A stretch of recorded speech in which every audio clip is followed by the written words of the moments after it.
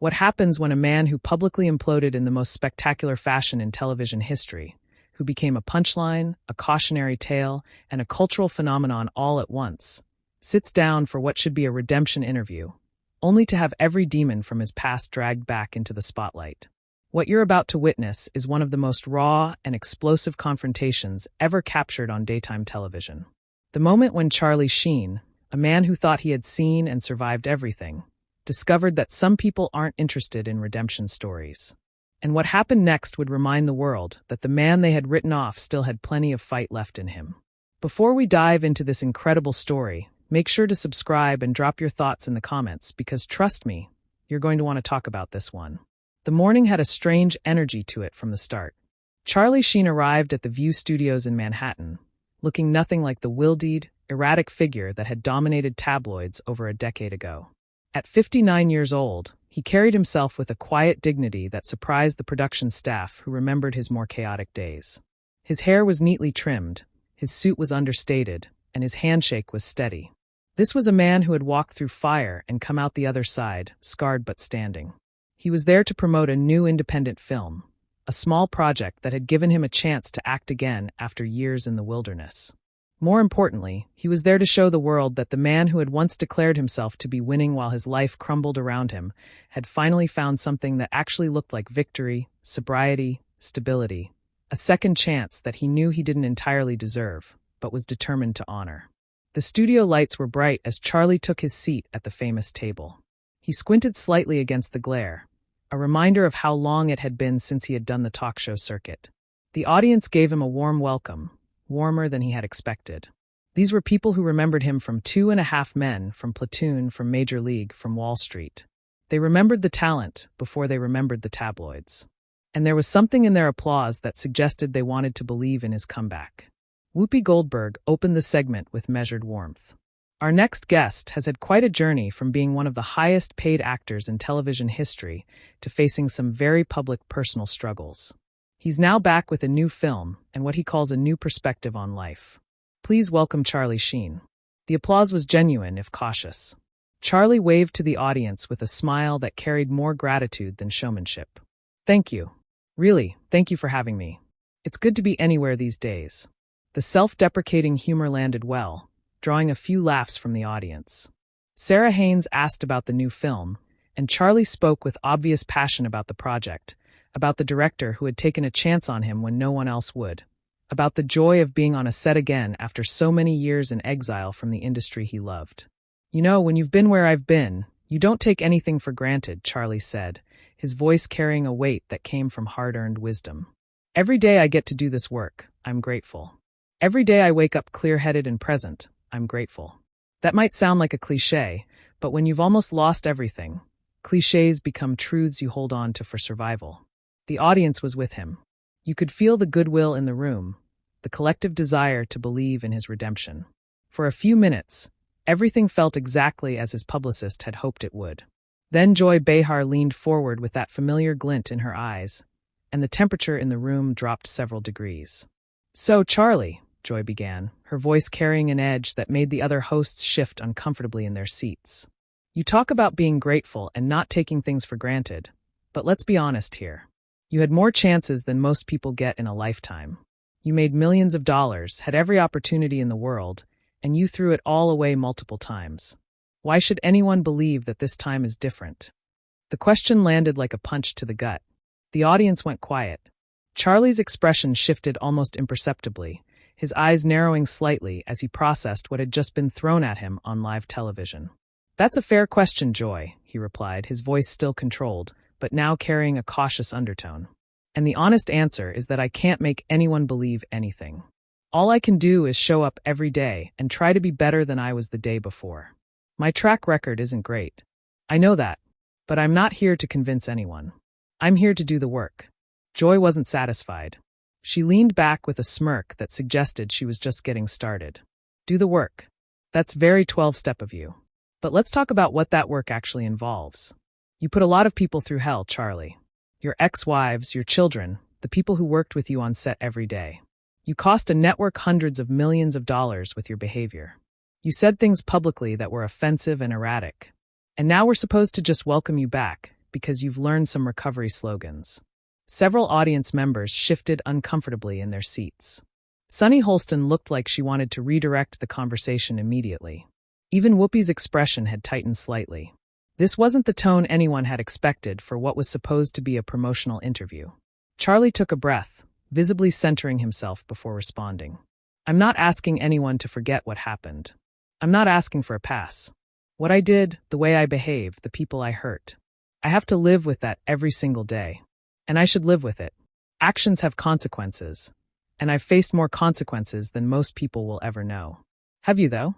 Joy pressed, her voice rising slightly. Because from where I sit, you still live in a nice house. You still have money in the bank. You still get invited on talk shows to promote your projects. The consequences. For people like you, consequences aren't the same as they are for regular people. Regular people lose everything and never get it back. You lose everything and get a redemption tour. The accusation was pointed and deliberate, designed to undermine any sympathy the audience might have been feeling. Charlie's jaw tightened, and for a moment, those who remembered his more volatile days might have braced for an explosion. But the explosion didn't come. Instead, something colder and more controlled took its place. You want to talk about consequences, Joy? Charlie's voice was quiet, but carried a weight that filled the studio. Let me tell you about consequences. I lost my career. Not took a break. Lost it completely. I went from being the highest paid actor on television to being unhireable. I lost relationships with people I loved more than anything.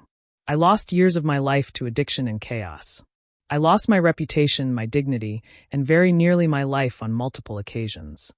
He paused, his eyes locked on Joy's face with an intensity that made several people in the front row lean back slightly. And you know what? I deserve to lose those things. I'm not sitting here asking for pity, but don't you dare sit there and tell me I haven't faced consequences when you have no idea what it's like to watch your entire life burn down around you while the whole world laughs and makes memes about your destruction. The response was powerful, delivered with the kind of raw honesty that silenced the studio completely. But Joy inexplicably pressed forward. Oh, please. You brought all of that on yourself with your tiger blood and Adonis DNA nonsense. You turned your breakdown into a media circus. You profited from it. You went on tour selling tickets to watch you ramble incoherently. You sold merchandise with your catchphrases. So, spare me the soba story about watching your life burn down. You were the one holding the match and selling tickets to the fire. The words hit the studio like a slap across the face. Several audience members gasped audibly. Alyssa Farah Griffin's eyes went wide with shock. Sarah Haynes was staring at her notes, clearly wishing she could disappear into the floor. Charlie sat very still for a moment, processing what had just been said to him on national television. When he spoke, his voice had dropped to a register that those who knew him would recognize as dangerous territory. You want to talk about that period, Joy? Fine. Let's talk about it. Let's talk about what a mental health crisis looks like when it happens in public. Let's talk about what happens when someone is clearly unwell, and instead of getting help, they get cameras shoved in their face. Let's talk about how the media, how shows exactly like this one, turned a man having a breakdown into entertainment content. He leaned forward, his intensity filling the space between them. I'm not proud of that time. I was sick. I was out of my mind. And yes, I made choices that made everything worse. But you know what I didn't see during that period? Compassion. Understanding. Anyone saying maybe this guy needs help instead of a headline. All I saw was people like you waiting to see how far I would fall, so you could talk about it on television. Joy's smirk faltered slightly, but she recovered quickly with practiced defensive instincts. You're a grown man, Charlie. You can't blame the media for your choices. You went on every show that would have you. You said the things you said. Nobody made you do that. You're right, Charlie agreed, surprising her. Nobody made me do it. I was responsible for my actions, even when I wasn't in my right mind. I've spent years in therapy understanding that, accepting that, working through that. I've spent years making amends where I can, and accepting that some damage can't be undone. He paused, his voice gaining strength. But here's what I've also learned, Joy. There's a difference between holding someone accountable and taking pleasure in their destruction. And you seem to be enjoying this a little too much for someone who claims to care about accountability. The observation was devastating in its accuracy. Joy's face flushed red, and for a moment, she seemed genuinely caught off guard by the counterattack. I'm doing my job, she said, but her voice had lost some of its earlier confidence. Someone has to ask the hard questions instead of just letting celebrities coast on their redemption narratives. Hard questions. Charlie laughed, but there was no humor in it whatsoever. A hard question would be asking me about the work I've done in recovery. A hard question would be asking how I've tried to repair relationships with my children. A hard question would be asking what I've learned about mental health and addiction that might help someone else who's struggling.